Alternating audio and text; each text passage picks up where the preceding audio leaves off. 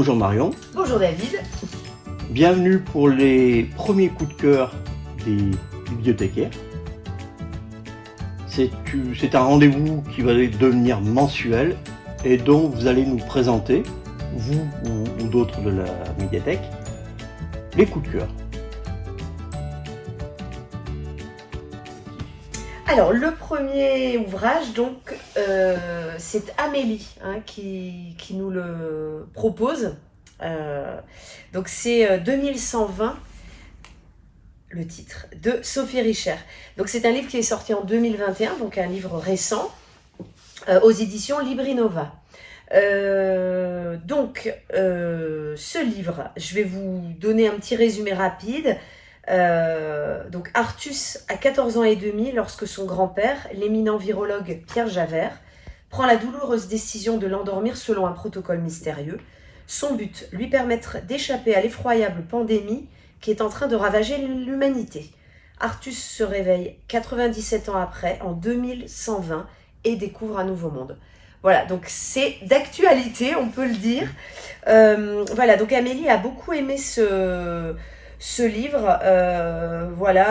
Elle dit: le personnage d'Artus est attachant, l'amour et l'amitié tiennent une place privilégiée dans ce récit original où on évolue dans un univers et des lieux qui nous sont familiers, Clermont-Ferrand et Langeac. Donc voilà, en plus c'est un livre qui se passe dans le coin.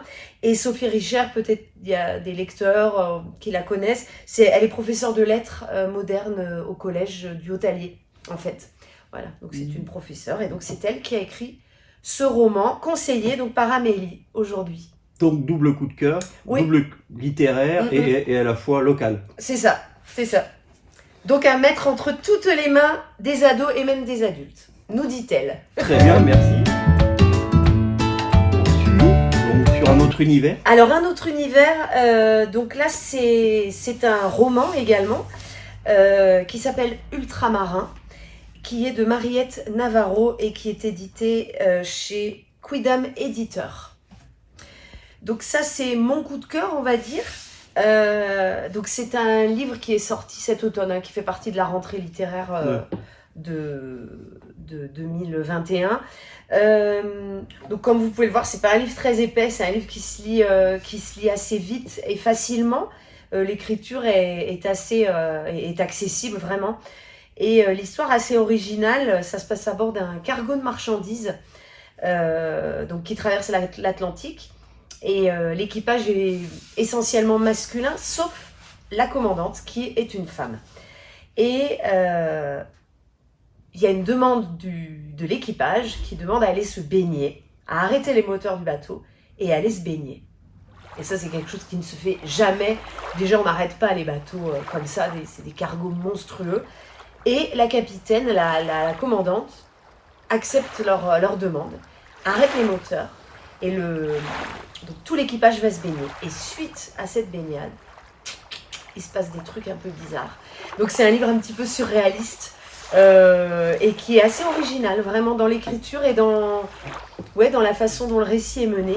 Et voilà, j'ai bien aimé ce bouquin pour toutes ces raisons-là. Et on passe un bon moment, quoi, vraiment. Merci. Troisième coup de cœur qui sera le dernier pour cette session-là. Voilà. C'est une BD ? Non, pas du tout. C'est un album jeunesse. Donc là, on est encore une fois sur un auteur qui habite dans le quartier, qui habite au Puy-en-Velay, donc qui s'appelle Laetitia Devernay. Là, c'est édité chez La Joie de Lire, qui est une maison d'édition vraiment de qualité pour tout ce qui va être ouvrage pour la jeunesse. Là, voilà, si vous avez des doutes, si vous avez des choix à faire, La Joie de Lire, il n'y a pas de doute à avoir. C'est toujours de qualité, toujours sur les éditions jeunesse. Donc là, c'est un ouvrage qui se présente. Il n'y a pas du tout de texte en fait. Ce ne sont que des illustrations. Je vous les montre parce qu'elles sont quand même assez originales, on va dire. C'est un système de découpage.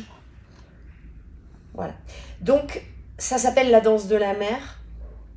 Donc, c'est l'histoire de la mer. Et c'est l'histoire des bateaux et des hommes qui maltraitent un petit peu la mer en venant avec leur bateau de pêche ou les cargos, donc on reste un petit peu dans le thème de ultramarin, et qui viennent un peu la titiller. Et finalement, voilà, la mer prend le dessus parce que la mer est plus forte que nous. Mais voilà, donc c'est quand même un petit peu une histoire, on va dire, écologique aussi. Et voilà, moi j'ai bien aimé ce bouquin. Et le fait qu'il n'y ait pas de texte, on rentre bien dedans aussi, on se laisse happer par les illustrations. Et des illustrations qui sont vraiment, vraiment sympas. Ce livre s'adresse à tous les âges où il faut... À tous les âges. Tous les âges. Vraiment, à partir du moment où on le montre à un enfant, on montre les images, n'importe quel enfant sera de toute façon, même s'il ne comprend pas l'histoire de A à Z, il sera happé par les illustrations. Voilà. Merci Marion. Eh ben de rien. On va vous inviter, cette rubrique on la retrouvera mensuellement, peut-être enrichie avec plus de livres, c'était la première. Ouais. Donc c'est très très bien parce que c'était une idée qu'on a eue.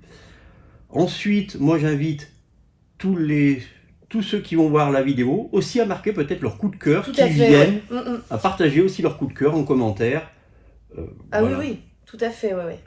Oui, parce que c'est ça, la lecture, c'est des fois on se retrouve dans les rayons, on ne sait pas forcément quoi lire.